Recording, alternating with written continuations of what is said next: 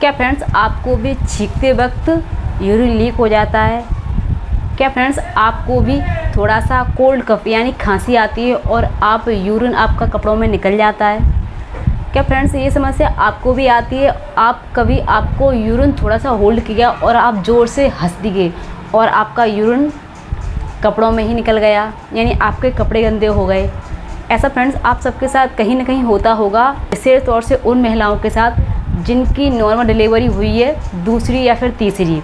वैसे तो फ्रेंड्स आजकल ये समस्या नॉर्मल हो गई है, क्योंकि यह समस्या सिर्फ उनको ही नहीं आती है जिनकी नॉर्मल डिलीवरी हुई है। यह समस्या उनको भी आती है जिनको यूरिन इन्फेक्शन होता है, यानी यूटीआई। फ्रेंड्स यूटीआई क्या है, क्यों होता है, ये डिटेल वीडियो हो जाएगा। तो सबसे पहले मैं बता देती हूँ, जिन महिलाओं या पुरुषों को यूटीआई यानी यूरिन इन्फेक्शन होता है, उनको भी यह समस्या यानी यूरिन लीक होने की समस्या हो सकती है। चाहे आपका पेट बड़ा है या नहीं है, चाहे आपका मोटापा ज़्यादा है या फिर कम है, यूरिन इन्फेक्शन किसी को भी हो सकता है। लेकिन फ्रेंड्स पुरुषों की तुलना में यह यूरिन इन्फेक्शन यानी यूटीआई महिलाओं को अपेक्षाकृत ज़्यादा होता है, क्योंकि जो पुरुषों की शरीर की बनावट होती है उसमें यूरिन इन्फेक्शन के चांस 80% कम होते हैं।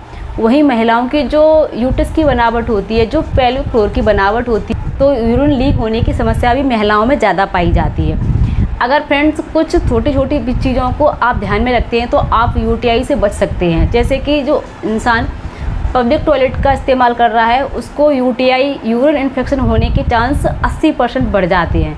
तो आप कोशिश करें कि आपको पब्लिक टॉयलेट का इस्तेमाल ना करें। दूसरा, यदि आप ज़्यादा समय तक अपने यूरिन को होल्ड रखते हैं, यानी आपको पेशाब आ रहा है और आप सोच रहे हैं अभी जाऊंगा, तो इससे ही फ्रेंड्स आपका जो यूरिन इन्फेक्शन वो बढ़ जाएगा। यदि आपके प्राइवेट कपड़े भी गंदे रहते हैं, उससे भी यूरिन इन्फेक्शन का खतरा बढ़ सकता है। और फ्रेंड्स मैं बता देती हूँ यूरिन इन्फेक्शन के अब आपको कैसे पहचानोगे कि आपको यूरिन इन्फेक्शन हुआ है या फिर नॉर्मल है। सबसे बड़ा लक्षण है फ्रेंड्स, जब आपको छींकते, खांसते या हंसते समय आपका यूरिन लीक हो जाता है तो आपको यूरिन इन्फेक्शन हो चुका है। दूसरा इसका लक्षण ये है कि जैसे आपको यूरिन आ रहा है और आप जब यूरिन पास करने जा रहे हो थोड़ी देर बाद, तो आपको ड्रॉप में यूरिन आता है। आसन पेल्विक फ्लोर के लिए सबसे मस्त, सबसे बेस्ट और सबसे ज़्यादा इफ़ेक्टिव। देखिए क्या करना है आपको, इस प्रकार से आप लेट जाइए, ठीक है। देखिए इस प्रकार से लेटने के बाद आपको क्या करना है, श्वास का विशेष ख्याल रखना है। यदि आप ब्रीदिंग के साथ में करोगे इसको, तो आपको पहले ही दिन से आपको इन्फेक्शन में फ़ायदा मिलेगा और आपका यूरिन लीक होना बंद होने लगेगा, ठीक है। देखिए अपने दोनों हाथों को अपनी एड़ियों के पास में ले जाइए, जस्ट थोड़ा सा यहाँ पर टच होने चाहिए आपके हाथ। देखिए इस प्रकार से अब आपको क्या करना है, अपने श्वास को खींचते हुए यहाँ का जितना भी हमारा पेल्विक जोन है उसको ऊपर की तरफ खींचिए। देखिए जितना आप उठा सकती हो उतना उठाइए, अपने पेल्विक जोन को ऊपर की तरफ खींचिए। पेट एकदम हमारा पिचक जाना चाहिए, ठीक है। इस प्रकार से होल्ड कर रखिए कम से कम 10 सेकंड। 1 2 3 4 5 6 7 8 9 10। रिलैक्स, श्वास को छोड़ते हुए बहुत ही स्लोली करना है आपको, जल्दबाजी बिल्कुल भी नहीं करनी है। जिन लोगों को कमर में दर्द रहता है उनके लिए यह योगासन बेस्ट है। जिनका पेट ज़्यादा बड़ा है उनके लिए बेस्ट है। जिनको यूरिन लीक होता है उनके लिए बेस्ट है। इनको पीसीडीओ की समस्या है उनके लिए बेस्ट है। जिनको पीरियड अप डाउन आगे पीछे आता है उनके लिए बेस्ट है। जिनको कोई रसोली वगैरह होती है, यहाँ पर गांठ बन रही है, उनके लिए बेस्ट है। तो यह योगासन महिलाओं के लिए वरदान है, ठीक है। तो आपको कितनी देर करना है, कम से कम इस योगासन को आपको 1 मिनट तक ज़रूर करना है, दिन में 3 बार, ठीक है। देखिए श्वास को भरिए, जितना आप अपनी कमर को उठा सकते हैं उतना उठाइए, कोशिश करिए थोड़ा सा ज़्यादा ही उठ जाए, ठीक है। इस प्रकार से बस यहाँ पे आपको यहाँ पे आके आपको होल्ड कर देना है, श्वास को छोड़ते हुए,